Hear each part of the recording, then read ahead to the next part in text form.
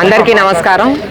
ఇవాళ మన కుమ్మర్లో గ్రామం రావడం జరిగింది. తుని నియోజకవర్గంలో కుమ్మర్లో గ్రామం రావడం జరిగింది. ఇక్కడ R&R ప్యాకేజ్ కింద కూడా వీళ్ళందరికీ కూడా ఇల్లు నిర్మించడం స్టార్ట్ అవుతుంది వాళ్ళ నుంచి. అలాగే మన పోలవరం అనేది మన రాష్ట్రానికే ఒక జీవనాడి.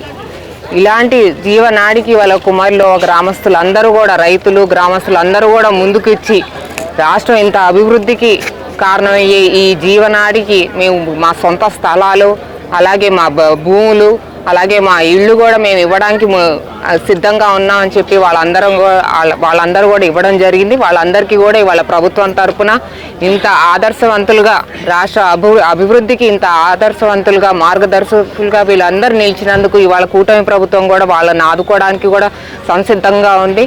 అందులో భాగంగానే ఇవాళ R&R ప్యాకేజ్ కింద వాళ్ళకి ఒక టౌన్షిప్ అనేది 22 కోట్ల